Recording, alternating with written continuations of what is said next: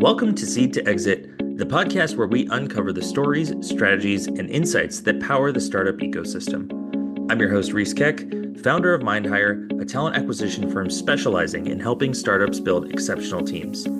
Each week, I sit down with founders, investors, and industry leaders to explore the journeys behind iconic companies and game-changing ideas. Whether you're building, investing, or just curious about what it takes to succeed in the startup world, I want this podcast to be your go-to resource for actionable insights and inspiring conversations. Now, if you enjoy the show, please don't forget to subscribe, leave a review, or share it with your network. Your support means the world and really helps bring more incredible conversations to life. Chris, welcome aboard. Thanks for coming on. Absolutely, Reese. Thanks for having me. You got it. So I'm super excited to talk to you. I'm a little bit of an accounting nerd myself, even though I'm not formally an accountant. The first thing I really ever did out of college was start recruiting accountants. So I learned a Okay. whole lot more about it than I thought I ever would. But for those of the audience who are not accountants, they might need a little bit of explaining what it is that Numeral does. So before we get into everything else, I will, if you could just explain the concept of like revenue recognition, cash reconciliations, and what those are. Yeah, absolutely. So, Reese, Numeral is a fully automated revenue subledger that automates revenue recognition and transaction level cash reconciliation. For those who don't have an accounting experience, which I'm sure is the majority of listeners, revenue recognition is very simply an accounting principle that states that revenue must be recognized when it's earned, not when payment is received. To illustrate that in example, do you use Amazon Prime? I do. Okay, same with me. So let's just say, Amazon Prime, for easy math purposes, let's say it was sold at $120 a year. If you bought Amazon Prime in January of 2022, the revenue recognition principle states that, Amazon Prime can only recognize $10 of revenue in January, $10 in February, $10 in March, so on and so forth, as opposed to $120 in January for when the payment was received. This is a very, very simple elementary example. It can get much more gnarlier than that, but yeah, that's what revenue recognition is at a high level. For um, cash reconciliation is very simply the process of comparing accounting records with the bank statement, basically to ensure that everything is properly accounted for. So if we use the Amazon Prime example once again, let's just say Amazon Prime made, $500 million in January of 2025. They sold $500 million worth of subscriptions, right? Well, if in their bank account for that same period of time, they received $480 million, there's that $20 million delta, right? So cash reconciliation is identifying the variances, why that delta exists, and attributing those variances, those differences to different buckets, whether that be, like taxes, transaction fees from payment processors, currency conversion rates, all of that. So that's hopefully that helps your non-CPA non-accounting listeners. But yeah, that's very simply high level what RevRec and CashRec is. Okay, so now that we have that out of the way and we've got the definitions in place, so what is it that specifically that Numeral does then? Yeah, Numeral aggregates all revenue and cash impacting data from disparate systems. These are very commonly payment processors, billing platforms, and bank accounts. These are the three most common systems that we integrate with. We ingest all the financial data from these systems, and then we cleanse, curate, organize all this data, which we call numeralizing the data set, which is the foundation for all that we do. And once we have a numeralized data set within our platform, we apply accounting automation logic. So the example I just gave you of like prorating the revenue recognition schedule for Amazon Prime for RevRec, we would automate all that. But you can imagine if you try to do this for millions of transactions and spreadsheets, it's just impossible to do. So that's where we come into play. So you're not an accountant yourself, so I'm curious where, and this is a pretty specific problem that you're solving, so I'm just curious where the inspiration for this came from. Yeah, no, I'm not an accountant and I'm not a CPA, never have been. But the inspiration for Numeral came about where my biggest personal passion outside of work has always been personal finance. I'm first generation immigrant. My parents were first generation immigrants. I'm first generation born in the US. And I don't know if you're, into personal finance, but there are tools like there was a tool called Mint Mhm. before it was discontinued by I was gonna say Intuit. it's gone now, isn't it? Yeah. Yep. But there's Personal Capital, which is now Empower. There's Rocket Money. There's all these tools that are essentially net worth aggregators, and Mhm. they give you there's the they're supposed to give you a view of your net worth in real time. And that was the inspiration for Numeral from the very onset. Essentially, when Numeral was started, I thought of, hey, what's at the intersection of what am I most passionate in, which is personal finance, which is, and also like what am I strongest in, which is B2B go to market and growing go to market and B2B software teams. So yeah, that was the intersection where, and really all accounting is just personal finance for businesses. It's obviously much more complex with a lot more calculations, but it's really not that difficult once you understand the terminology and can speak the lingo. And so, typically when you have an accounting system, you can just log in and you can see your balance sheet, right? Which will show all of your assets and liabilities. So that also almost in a way is already like a show of net worth. So where is the difference between that and Numeral? Is it because Numeral is real time and then with the, accounting statements, you have to go back and close the month? No, no. So in the example you just mentioned, that's just like simple adding and subtracting bank account balances, and Sure. that's simple. What we do is we are ingesting the data directly from these different sources like billing platforms, payment processors, bank accounts, and then we're doing a lot of calculations in between as the middle Hmm. layer. Yeah. Gotcha. So it's just a lot more calculations, a lot more edge cases versus as opposed to just, if you think of like a net worth aggregator, it's just addition and subtraction, right? Like how much Right. do I have in my bank account versus how much do I have, for my credit card bill, right? So yeah, it's just the complexity of the calculations. Gotcha. Okay. I see what you mean. So I understand where the inspiration for it came from. How did you go about actually getting it off the ground and getting your first customers? Yeah, getting our first customers, that was a fun time. I don't think we created the wheel. I don't think we recreated the wheel. I think we just did what was tried and true. I come from a go-to-market background. I started my career as a sales rep, so I've made a ton of cold calls in my time. So it was all founder-led sales at the very beginning. Right? You reach out to early prospects. You reach out and look for advisors to give you feedback on these wireframes, this vision you have for the. But yeah, honestly, all of our early customers, first customers, literally just cold calling me, cold calling them, saying, "Hey, this is the founder and CEO of Numeral. I wanted to receive your feedback on X, Y, Z." Yeah, nothing out of the norm, I would think. And who exactly are you selling into? Is it higher level like e-commerce businesses? Is there a specific vertical that Numeral's the best fit for? Yeah, at the highest level, we sell to companies that have high transaction volume, which means they have like self-serve revenue streams. Hmm. So this is, in juxtaposition to think about like sales-led companies, right? Like Oracle, like you can't buy Oracle by swiping your credit card. You have to talk to a sales rep, right? So we work with companies that have high transaction volume, and the majority of their revenue stream comes from self-serve business models. Yeah, e-commerce brands is one of them, right? Like is one area in which we've seen a lot of success, but it really varies. Like we work with direct to consumer e-commerce brands like Birchbox. We work with consumer subscriptions like Scribd. We work with app store apps like Captions, consumer electronics like Gap Wireless, even companies that provide a financial instrument like Payzen. So uh, it's really as broad as, do you allow your customers to buy your product or service without talking to a sales rep and you just let them use a credit card and swipe? If so, then obviously you have high transaction volume, and um, we can potentially be a benefit to them.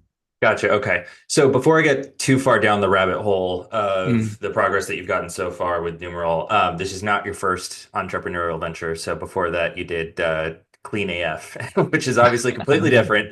yes, And yes, yes. I've seen the YouTube video you sent, and I'm 100% putting that in the podcast description link. You Oh can't get man. you can't get out of this one, unfortunately. Sounds Um, good. Sounds good. Yeah. so what was that experience like? What did you take from that helped you build Numeral? Yeah. For in regards to the naming, these are things that uh you think about when you're in your mid 20s and you just have a lot of youthful exuberance, I'd say. The biggest takeaways from Clean AF Club. So for some context, Clean AF Club I got inspiration from Dollar Shave Club. Essentially, Clean AF Club was providing eco-friendly organic bamboo toothbrushes as well as fluoride-free toothpaste on a subscription direct-to-consumer membership. Where every 3 months, that's the frequency in which you should be replacing your toothbrush. We would ship this to our customers.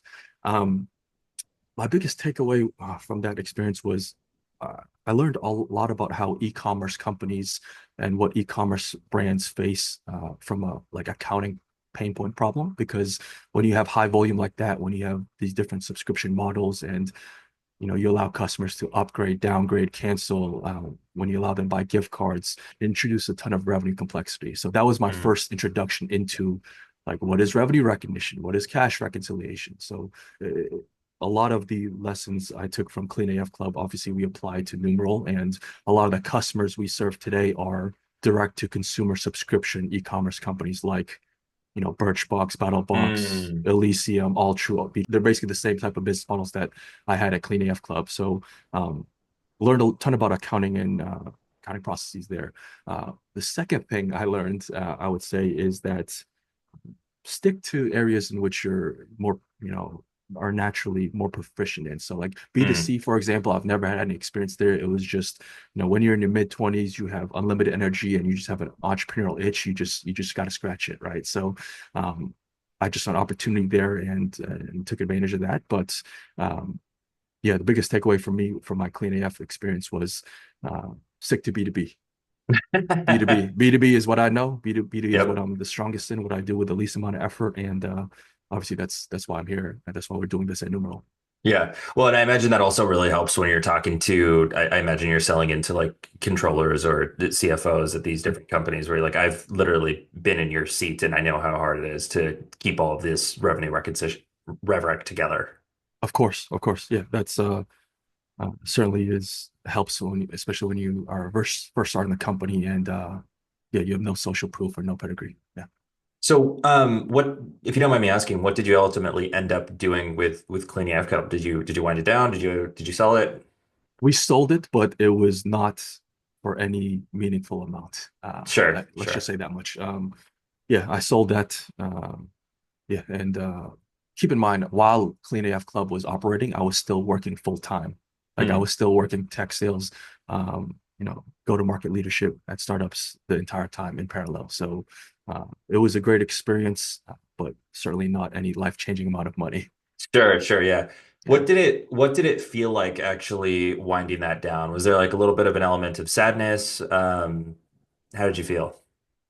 After that many years of running it, I felt a little bit of relief, Really? mainly Okay. because, yeah, mainly because it was in the area in which I was not super knowledgeable about and proficient in, which is direct to consumer subscriptions. It was Hmm. simply a matter of, hey, I know I need to start businesses, and I know I'm going to be starting other businesses. Let me get this first at bat. Let me learn how to grind. Let me learn how to, literally fly to China to negotiate with manufacturers for a weekend and be back in the office by Monday. Like it just teaches you a That's lot how to grind. Yeah. So yeah, that was my main takeaways. okay. And so yeah, I actually I had seen that you were at Balto and then you went straight from that to Numeral. Mhm. What was the decision that made you decide to go all in on Numeral as opposed to, maybe starting to scale it up as a side project like how you did with the other company? Yeah.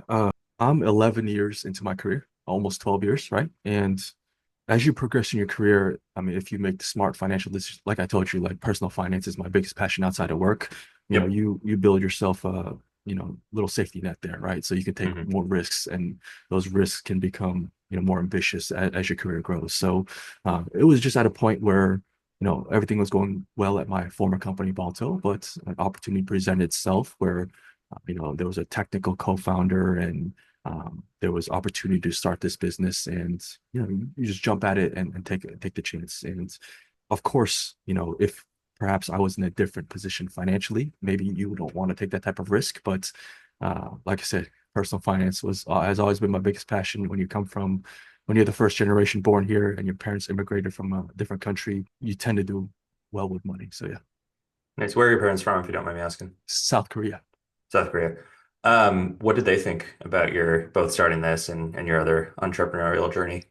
My um My parents, since high school, I think they've learned to just kind of let Chris do what he wants to do because he has just that type of mentality where it's probably best just let him do what he wants to do instead of arguing over it. So it wasn't always like that, I'll tell you that much. But no, they were very supportive, of course, as any parents would be, and yeah, they've been definitely a supportive shoulder during tough times as well. Nice. So okay, so I when I was prepping for this, I watched another podcast interview, and you mentioned you slept out of your car at the start of Numeral. Now you clearly weren't homeless because you had the backup. So Yeah. overall, that just sounds terrible. So why were you sleeping in your car? What filled me in on that? Yeah, that was quite observant of you, by the way, noticing that in other podcasts. But um, you know, all roads lead to Rome, right? There are multiple roads to get to the same destination, and uh, I have always been a very strong proponent of burning the boats. Mhm. I'm not sure if you're familiar with that metaphor, but Yep. Yeah. yeah, yeah. So in every major life decision I've made, when I have quote unquote burned the boats, where I have no backup plan, where I'm just all in on something. And when you're all in on something, by definition, you're cutting a lot out, right? And when you sleep out of your car, you're cutting out social life, you're cutting out obviously anything dating, you're cutting out all you're optimizing for is the survivability of the business and making sure the business grows and is successful. So um, it's almost like I look at it, it's like a hack, right? Like Mm. if you sleep out of your car, and there's 100, 68 hours in a week, right? And I don't know about you, but me personally, I sleep 8 hours a week, a day. So, that's 56 hours there. So, I work out, you know, 2 hours a day as well. So that's 14 hours. So basically, like You work out 2 hours a day? I work out twice a day. Yeah, like Sheesh. Okay. yeah, it's nothing is more therapeutic than working out every single day. But that leaves, if you do that, that leaves like 100 hours, roughly 98 hours left in the week. Hmm. So, I mean, if you're sleeping out of your car, like you don't want to do anything, you just want to work, right? You don't want to. There's not. You don't want to go home, right? You don't want to, right? You're just sleeping out of your car, and all that 98 hours a week is that you have left over is put towards work. And I mean, Reese, like think about it. If you're anybody who's conscientious, who's any high caliber individual that if you are putting close to 100 hours a week on anything, it's impossible for you to fail. Like you're just not going to fail. Like if you actually put that amount of time, it's very difficult to, of course, To sustain that, but sometimes sustain that, and that's what you got to also do. yeah, and also just make that like deliberate, intentional decision to do that. But yeah, I did that because that's what I've learned personally. That's always what's worked well for me. Like I said, there's multiple paths to get to the same destination. For me, it's more extreme than other folks, but I've always approached things, major life decisions that way, and uh, it's always worked for me. Well, I mean that's the founder mindset, right? And it's oftentimes it's not as glamorous as others make it out to seem from the outside. Sometimes you're just sleeping in your car, working 100-hour weeks. Yep. Also, for anyone who's not familiar, so the phrase "burn the boats." Now, was that the Greeks or the Romans? I think it was the Romans, wasn't it? Maybe we can ask ChatGPT, Okay, hold on. but from my recollection, it's from like I think a Spanish conquistador who Was the it? con I think the context is they land They on a land on land.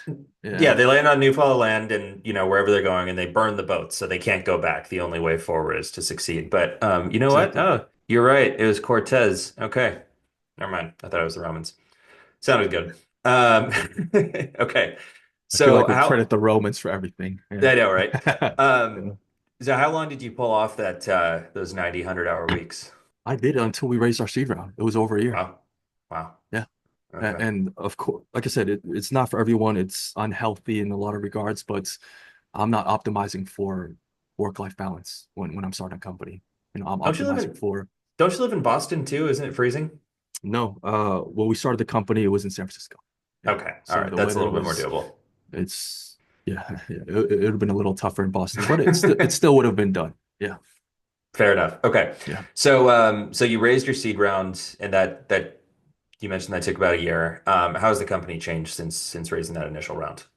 Since raising that round, so we had a 1 million pre-seed before, which got us Hmm. started, but that seed round helped a ton, right? It helps us with scaling our teams. It helps us with actually being able to work on the architecture of our product versus just trying to cobble things together for the customer who needs things by this deadline as soon as possible.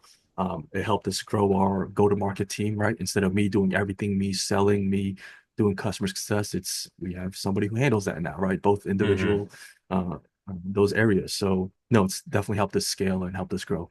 Was there a pivotal moment, and maybe it was the fundraise, maybe it was closing a certain customer where you really felt like it was a breakthrough for the company? I would say there's been two major breakthroughs since the inception of Numeral. The first being within 5 months of starting the company, we signed our first significant six-figure deal. Nice. And prior to that, like we were we sold like a small like 10K, 20K, 30K, those type of. It was incredibly validating when you know one of our earliest customers said, "Hey, we've been trying to build something like this internally for 2.5 years. It didn't work out. We're going to write you this check. And I know you don't have a solution fully baked out, but your problem that you're solving is exactly what we try to solve. Solve it for me. And I'm going to pay you to help you build it, even though the software is not fully live yet." So that was incredibly invigorating and was a monumental moment for us. The second thing I would say, the second moment which I recall, which was a big breakthrough for us, was when we like got our first customer live and using the numbers that Numeral is producing. So, Mm. um, like to have a business rely on your software and the numbers that we produce, that Numeral produces, they use it to close their books. They use it to report to investors. They use it to forecast. They use it to make strategic company decisions. Like that was like a huge light bulb aha moment for us. Like, wow, okay, now it's for real. Now companies actually reliant on us and trust us fully with this. And yeah, those are the two I think pivotal breakthrough moments for us. Yeah, no, I can imagine that must have been a great feeling. I'm curious with that first company, since they had been trying and failing to solve it for 2.5 years, why were they confident that you could do it when they couldn't? Well, I mean, when you are doing founder-led sales, it's all about conviction. It's all about, I mean, it's a typical sales process, right? And Absolutely. I think the reason why they, bet on us is we had a very strong team, but also, they believe in what I'm asking, right? They believe in what I'm saying. They believe that, hey, Chris will ensure that he gets this built and he will serve us, and that's what I promised, and that's what we've gone on to do. So, um, yeah, when you're selling so early stage like that, when it's literally just you and maybe a couple engineers, it's really just all relational, right? It's do I believe that this person is going to deliver what they say they will? And fortunately, I was able to convince some folks of that, and here we are. Yeah. Nice. And obviously you still are continuing to take a primary, leadership on the sales component, but also being a founder, you still have to think about, the engineering, the products, components of the business. What was that adjustment like for you as you shifted your mindset a little bit?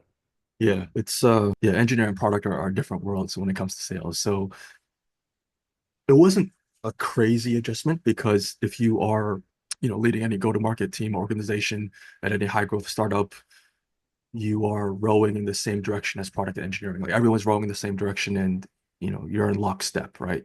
At least that's been my experience with strong and well-run organizations like that. I think the biggest adjustment is a shift in mindset. Hmm. So like Reese, like if you're in come from a sales background, like you are thinking about everything daily, weekly, monthly, quarterly, like quota wise, right? Daily activity targets, monthly quota, quarterly quota, right? When you are talking more engineering and product, I think the biggest adjustment I had to make is thinking not just quarters, but thinking in years, right? So, Hmm. another big difference is like when you are coming from a sales background, you kind of just like to say the word yes. Like a customer wants it, yes.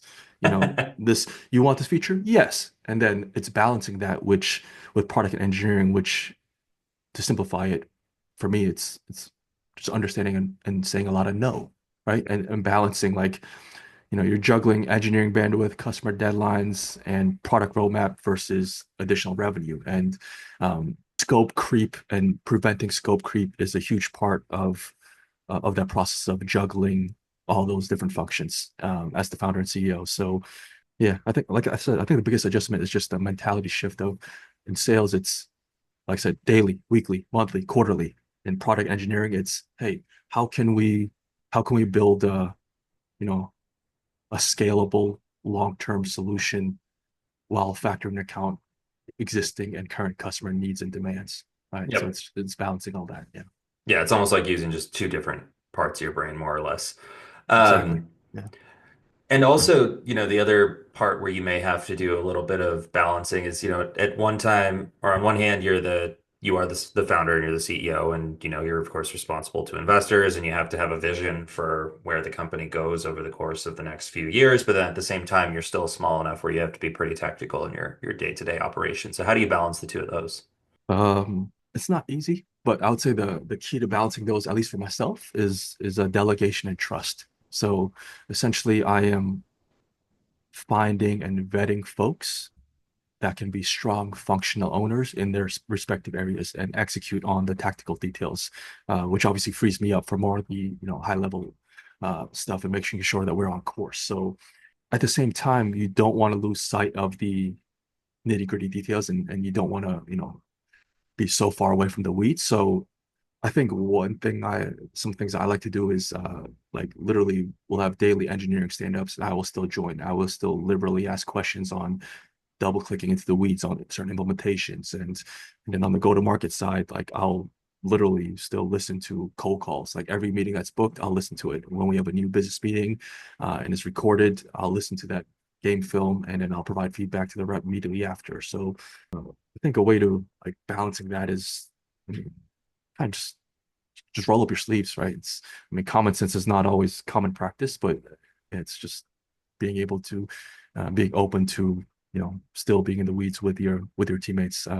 We're a startup here, right? Like, there's Absolutely. no one lives in the ivory tower here, right? Like, you don't want any of that type of mindset going on. Yeah. And on that note of just hiring the right people and vetting them, how have you done that successfully thus far? Or have you made any mistakes on that side? We've certainly made some mistakes, right? I think everyone makes mistakes along the way when you're a startup, especially when you're trying to balance immediate need, like, oh my goodness, we have a burning need for this person, and Yep. kind of overlooking some other potential, red flags because to solve that burning need. Yeah, we've made those mistakes before, but all mistakes are good. All mistakes are lessons, right? So, um, yeah, I mean, in terms of like finding the right folks for the roles, I learned this very early on. It's just finding the folks that are high caliber, self-starter, take the initiative, and are ambitious, and that you can trust, and they work well with others, and then get the hell out the way. That's it. So, like for the folks, like for the first sales rep we hired on our team, I trusted him because he used to work, on a previous team of mine, and you know, all those qualities, were already previously been vetted for. But yeah, you try to just vet for those qualities as much as possible. But when you find folks that want to be founders themselves, right? When they want Mhm. to, when they when they show that initiative, when they're just immediately responsive on Slack, there's all these like little signals that you see, which give off the impression of like, yeah, this individual is on it, has it, and if you can trust them, and if they're a good team player, right, which is not always the case, right, you can have those qualities but not get along with everyone else. But if they have those qualities, it's vetting for that, and like I said, just empowering them as much as possible and getting out their way. Love that. Um, so I'm curious now that you've, again, not to go back to the crazy hours you were pulling, hopefully and obviously you're not doing that anymore. What do you do now outside of the office that enables you to perform better at work? I mean, I what I do now is the same thing I've done for like a decade plus. I mean, I don't know about you, Reese, but for me, I just like to go to the gym every morning. You know, my gym opens weekdays at 5 a.m., so I'm there 5 a.m., work out for 2 hours. Nothing is it's like a vacation every morning. You almost don't need to go on vacation. You go get a really good workout, you go to the steam room, you take an ice cold shower, you feel better than you can handle anything. No, it doesn't matter what. So that's yeah, I'm not nothing special there. Just go to the gym every single day. It's incredibly therapeutic. Yep. Yep. Well, I'm getting better. I'm about 5 days a week, but baby steps. And then I guess one of the last questions I would have for you, just single best piece of advice you've gotten in your career thus far that's really helped you. What would that be? The single best piece of business advice you're asking, not personal Yeah. advice. Yep. Or either. Whatever you think is more impactful. Um, the single best piece of career advice I've ever gotten is to seek input to maximize output. Uh, what I mean by that is, I mean, I'm sure you've heard of, the number one rule of leadership is people are much more likely to want to do something if it's their idea or if they've contributed to the idea. So Hmm. before any major decisions are made, I've always learned to seek the stakeholders' input. It doesn't matter if you're the founder and CEO. It doesn't matter if you set the course for the company and this is what we're gonna do. You can have conversations and wordsmith things in a manner which allow others to chip in and be a part of that. And um, yeah, and when they contribute to that decision-making process, they're much more willing to support the resulting plan, and that's going to lead to just greater commitment and motivation. So, um, yeah, I would say seek input to maximize output. That's the best piece of career advice I've gotten. Yeah, So I guess then final question, just how do you see Numeral evolving over the course of the next few years? What is your ultimate goal in terms of building this company? yeah. Our ultimate goal here at Numeral is to advance the profession of accounting by standardizing and normalizing a daily close process as opposed to monthly close processes. So if you know any accountants, if you know any folks in the profession, month-end close It's is terrible. it's just it's every company, every accounting team, that is the norm, that's what's done. And Yep. uh, we are empowering and enabling accounting leaders and finance leaders to do a daily close, as close to a real-time close as possible, starting with revenue and cash. And when you convey, hey, this is what we're working towards, it's a foreign concept, right? Like the concept of a daily close to most accounting leaders, accountants right now, it's just they don't think it's possible. They're just like, that sounds kind of far-fetched. But Sure. as with all major industry changes. It's a gradual, and then all of a sudden thing. So that's what we're working on, and that's how Numeral will impact the accounting profession in the future. Awesome. Well, I'm rooting for you guys. I'm excited to follow along in the journey. And just to wrap things out today, I really appreciate you coming on. Thank you so much. Likewise, thanks so much for your time. Reese, appreciate it. Thank you for tuning in to this episode of Seed to Exit. I hope you found today's conversation insightful and valuable. If you enjoyed the episode, please take a moment to subscribe, leave a review, and share it with your network. Your support means the world, helps us continue to grow, and bring more incredible guests onto the show. Now, for more content and updates, follow me on LinkedIn or Twitter, or you can check out MindHire, where we help startups build exceptional teams. Thanks again for listening, and I'll see you in the next episode of Seed to Exit.